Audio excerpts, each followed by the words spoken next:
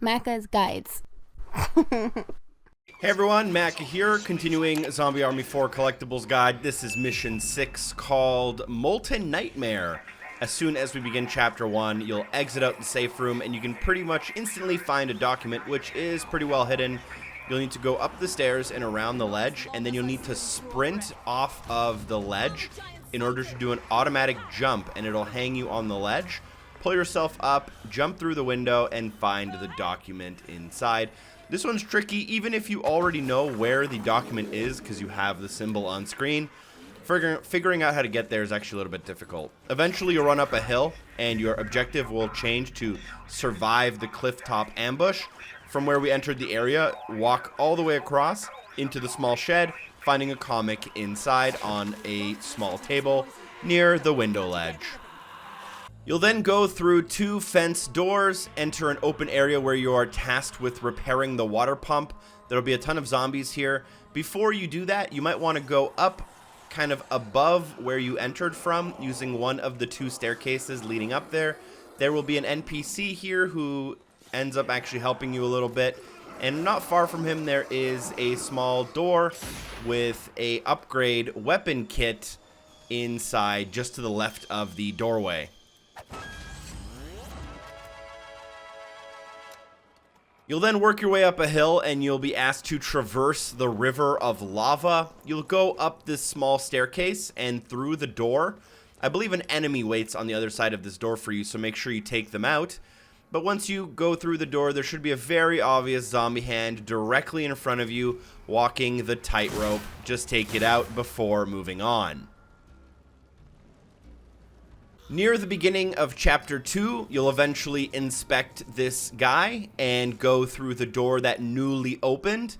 You can then walk forward, take out a bunch of the enemies that you may come across. At the very end of the walkway, you'll have to make a left-hand turn onto the balcony in order to proceed. You'll find some ammo refill stations here, as well as a somewhat obvious zombie hand walking back and forth on this balcony. He will go all the way through the building and stuff. His path is a little bit longer than usual. From this balcony though, if you go downstairs and then follow the objective marker, make sure you go into the room where the zombies bust out of on your left, finding the document on the couch in front of you. A little bit later on, you will exit out into a large open area and there will be a large ship. You'll take out a bunch of enemies, but before going on to that ship, make sure we grab the weapon kit and the comic. So if you go left from where we entered and go underneath the roof we can walk over, you can find the weapon kit at the end of this small kind of alley underneath that roof. And then nearby you can also find the comic. So it's going to be sitting on a wooden ledge where a bunch of boats are kind of put up for storage. So make sure you grab that comic as well before regrouping on the ship. Now, after you regroup on the ship and defend everyone and everyone survives, you'll be given the satchel charge in order to clear the debris that is blocking the path. Pick up the satchel charge, and now we can go to our objective, which is that debris. Inside of the room with the debris, there should be a person here, and that is our heroic action. You might hear them shouting at you when you first enter the area, but they actually can't die, and all you'll need to do once you do clear them out is escort them back to the boat and make sure that they survive. So we're going to take the satchel charge, we're going to step back to make sure we don't get hurt. They shouldn't get hurt either, and as soon as they are out and ready, they will begin running to the boat. Again, at this point, you can choose to finish the level if you want, but if you want to get the heroic action, what you'll want to do is follow them down to the boat, and a couple of enemies will spawn in front of them. I believe for me it was only 4 or 6 enemies, which were really easy. They will actually take him out if you don't kill them for him.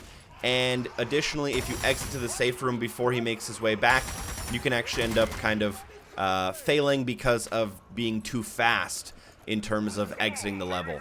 So just make sure he gets back on the boat safely, and as soon as he does, you should get some audio letting you know that you were successful, as well as the indicator of completing that heroic action. Now in Chapter 3, what we'll do is we'll head through this small tunnel with a very warm light generated by the fire. As we enter the next area, stick to our right-hand side. You'll have to be forced to go through this bar where our objective is. On the bar to the right-hand side, find the zombie hand, tossing a little bit of a bottle there. It's quite funny. If you take them out, that's Bernardo, and that should be your next zombie hand. Before moving on to the area where we have to defend against a little bit of a horde before the next area opens up, where we now have to reach the graveyard via the streets. As you go towards the objective, there should be a very obvious comic book directly next to the door as you enter through. And then as you exit this door, it'll lock behind you and you'll go to a next area. The next collectible is directly above us. So as soon as we exited that door where the comic was, we'll see that there is an alleyway in front of us where our objective is. Instead, we're going to turn around and go above the door we just came out of to find the document for Chapter 3.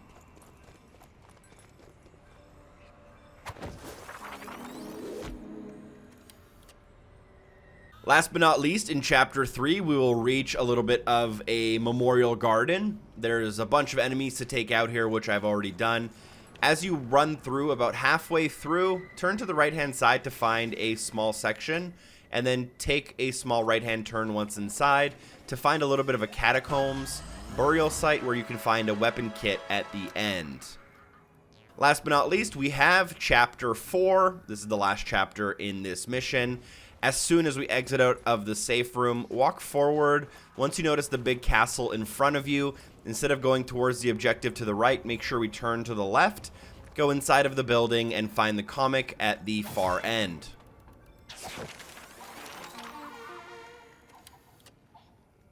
Once inside of the castle walls, I've taken out all of the enemies just so that you don't have to watch me get attacked by them. You can do this as soon as you enter or before you exit.